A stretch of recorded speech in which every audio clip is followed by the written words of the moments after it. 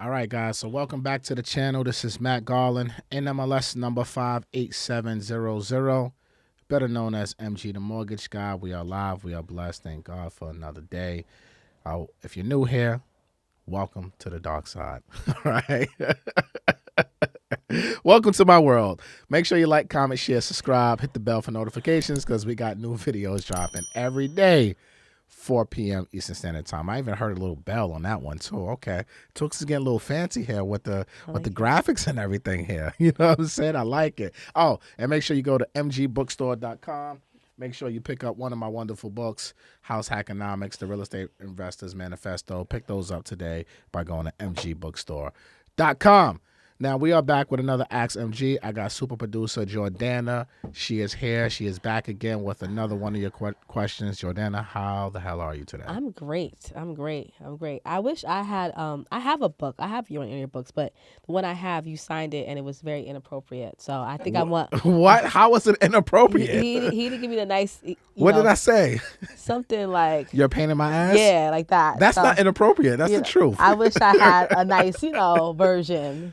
Well, maybe I'll sign this one and give it to you. Let's see, guys. Let's see. You're already stealing my Camus. No, I thought it was for me. No, that wasn't for you. So what do bosses do during the holidays, guys? They give you a Christmas gift. They give you a bottle. So allegedly, I was supposed to get a bottle of Camus and a 1942. No one never said and. I don't know what you got going on with Lovely Boy Productions, but for me, for producer extraordinaire, I get two of them things, okay? Oh, my God, y'all. Here we go, y'all. All right. Sorry. I'm sure that wasn't the question. That wasn't the question. About Christmas gifts. That wasn't the question. And anyway, so one of the questions was about talking about couples, right? We always talk about love and real estate, how that kind of gets, good or bad.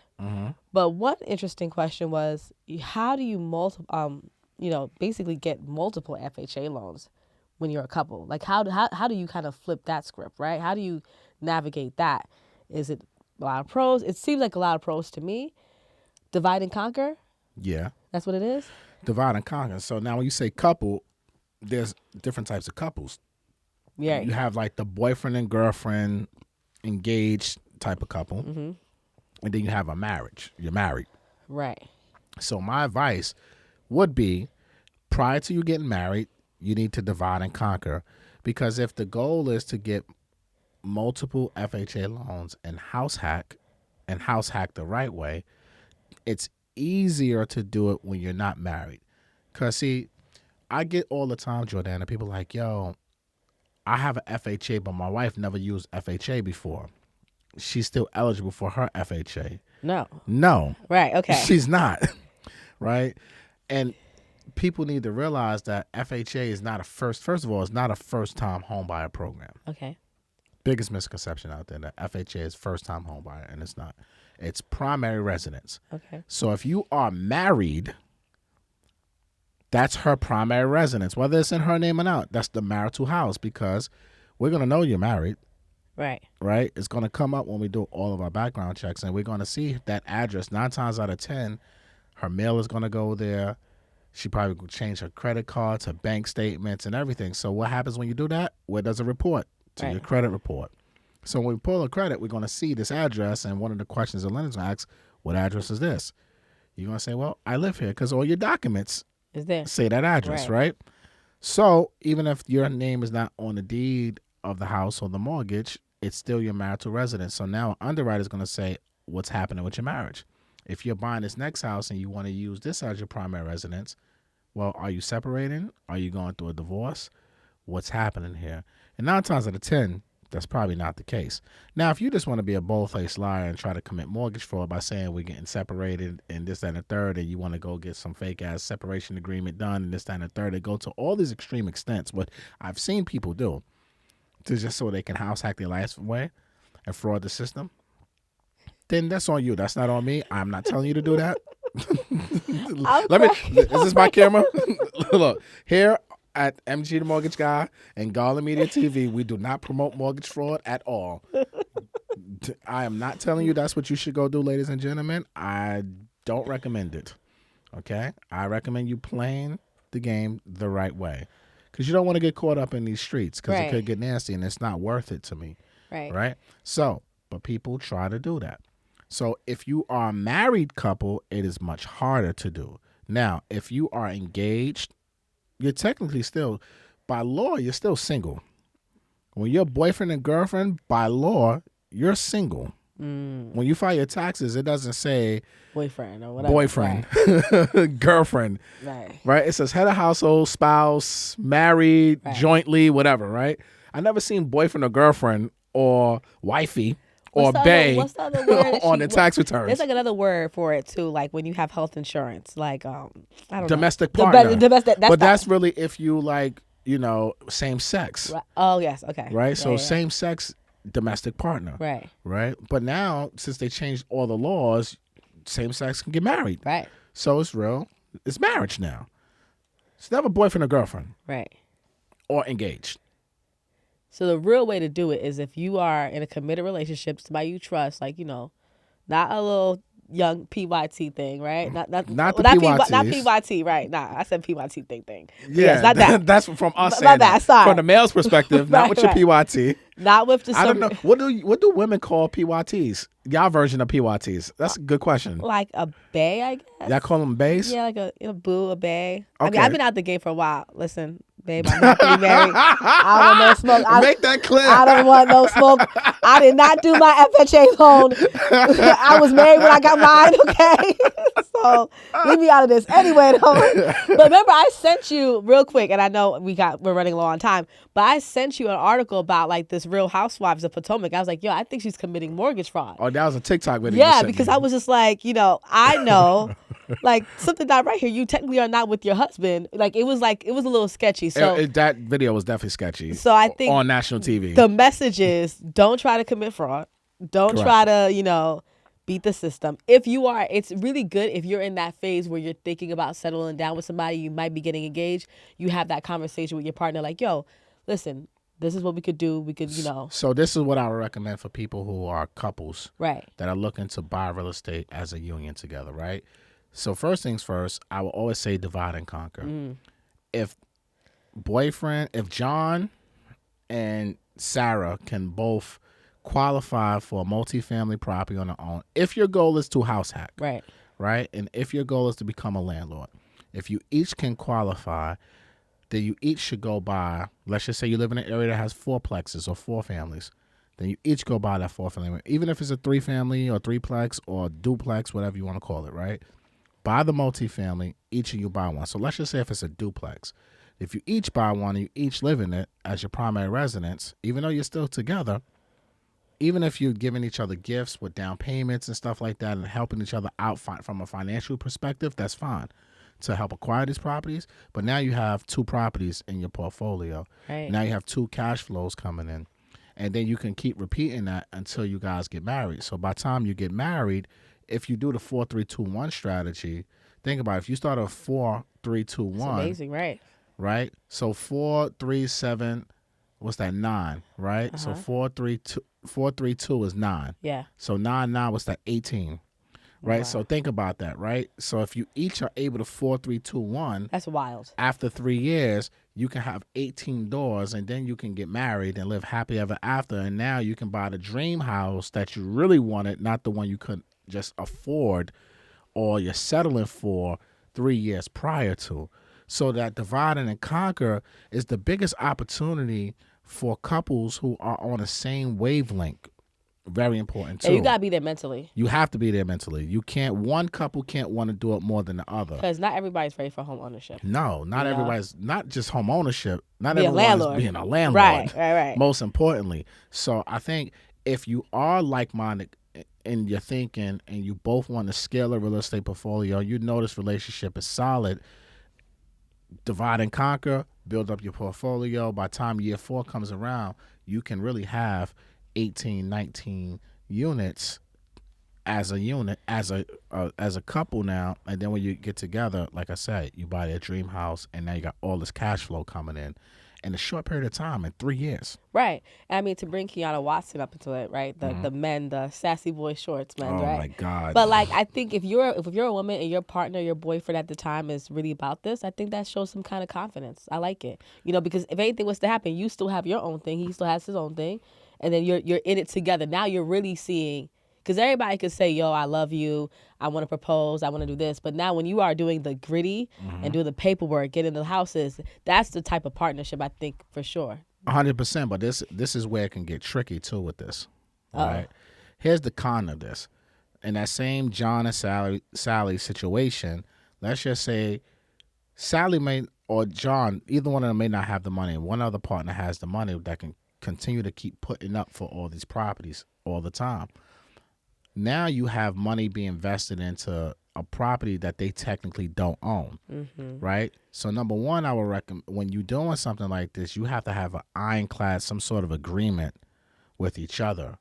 First things first, because like, what happens if you guys break up during your house hacking journey, and money was exchanged from one person to another? So you get like a lawyer for that, like? How do you get a lawyer? Like, you gave a gift, right? So this is why you gotta have somewhat of a great relationship and trust with one another, because then that's when it can get real sticky, especially because if you put, let's just say John gives Sally the down payment, enough for down payment and closing costs for Sally's fourth family, but year two they break up, right?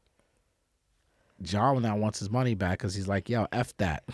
Well, listen, right? John, we got to get into some Ain't things. nothing I John don't can know. do now because Sally owns the house, and if John puts his name on the deed of Sally's house, now he becomes owner. So now when he goes to do his 3 family, now he not only has his 4 family, but now he has ownership of that 3 family. Now those property taxes and insurance goes against his debt to income ratio, which can mess up his 4-3-2-1, right? So the easiest way to do it is not to have ownership in those properties, unless John is just getting a big bag of money, Right. and they mortgage planned properly to see how it looks. Because when you come to me and you work with Garland Mortgage Group, apply with mg.com if you want to work with us. Shameless plug, right?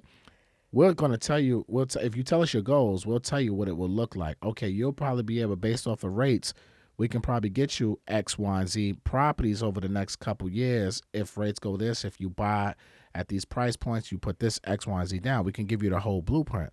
But if you don't map that out, if you don't have your exits in mind, then you can be really messing yourself up too. Right. But again, if y'all break up, what happens to that money, right? You got to work. So I say all this to say you have to work out all your agreements, and you gotta pray for the best, but plan for the worst in these type of situations too. Well, Right. I would tell Malcolm, who asked the question. I mean, it seems Okay. like it's for you. Shout so out to Malcolm. maybe you really talk to your girl and don't have that John and Sally type of situation. Yeah, I think when you're dealing with this type of divide and conquer, right, it can get messy if you guys are not really on the same page.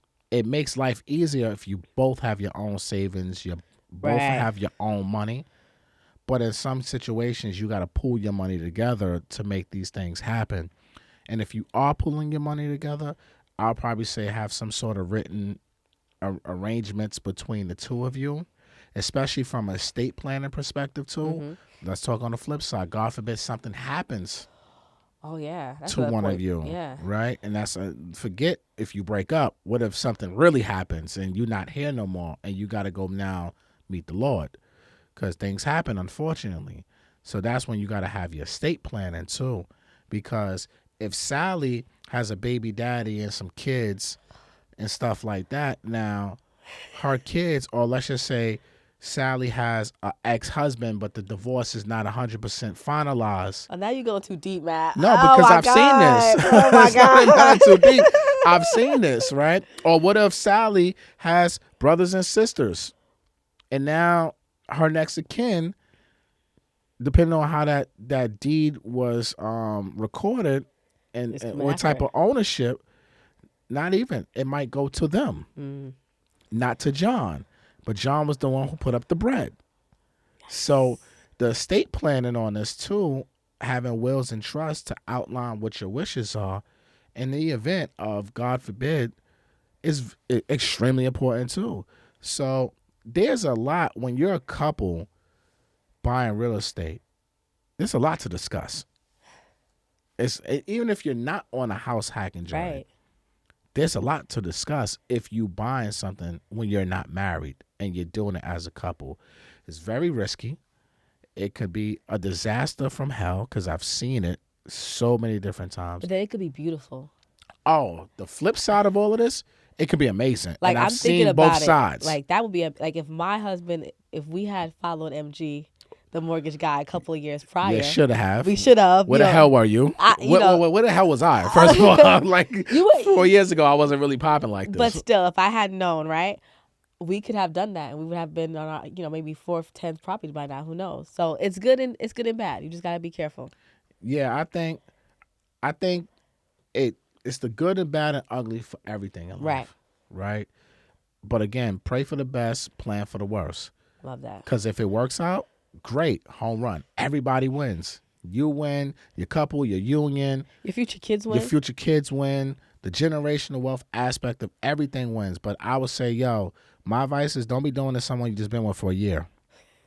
Right? You got to really get to know them, too, as a person and as a human, because you really don't know someone after 12 months. Like, I don't care how much you love them or lust them. So no bottle girls. Because that's key, too. Love and lust are two different things, too. No hookah hosts.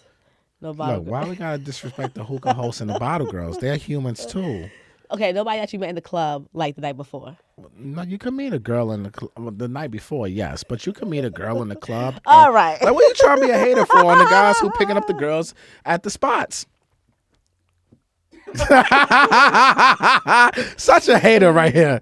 Look, man, divide and conquer your life away. I don't care where you meet them at. You can meet them in Whole Foods or at the hookah spot. And that goes to the scammers. Those scammers, like that goes for the other men also. I'm just saying, get somebody who got a good head on their shoulders. That's what I'm trying to say. Basically, we got a problem with the scammers and D-boys now too. Okay, they're not gonna get approved anyway. Wrap it up, please. They probably won't get approved. All right. Look, so to put a bow on this, to wrap this up, basically, if you're going to divide and conquer, make sure you got your ducks in a row with each other. Make sure you guys have things in writing. Make sure you have some sort of exit plans and estate plans all lined up before you go out there and divide and conquer. But if you can go out there and divide and conquer before you get married, I highly recommend it. So that way you can scale your real estate portfolio if that's what both of you want to do. It can't be one-sided. It got to be a union together. All right? So what's your thoughts? Leave it in the comments. And again, like, comment, share, subscribe, and go to mgbookstore.com. And I actually got a book coming out on Valentine's Day around this whole subject too. Right? Okay. I told you I'm dropping books like Lil Wayne dropped mixtapes. I ain't playing around. I got a bell. What's the bell tooth? Yeah, what are sound effects? We got sound effects on this board that's lighting up here, but we got to hook it up. But I got a new book coming out Valentine's Day that's around this topic here. I'm going to give you all the game and all the paperwork and the forms you need and everything that you need. But that's a whole nother story. We'll talk about that in January. All right? But make sure you go to mgbookstore.com to pick up your books today. This is Matt Garland, NMLS number 58700, but better known as MG the Mortgage Guy. Peace.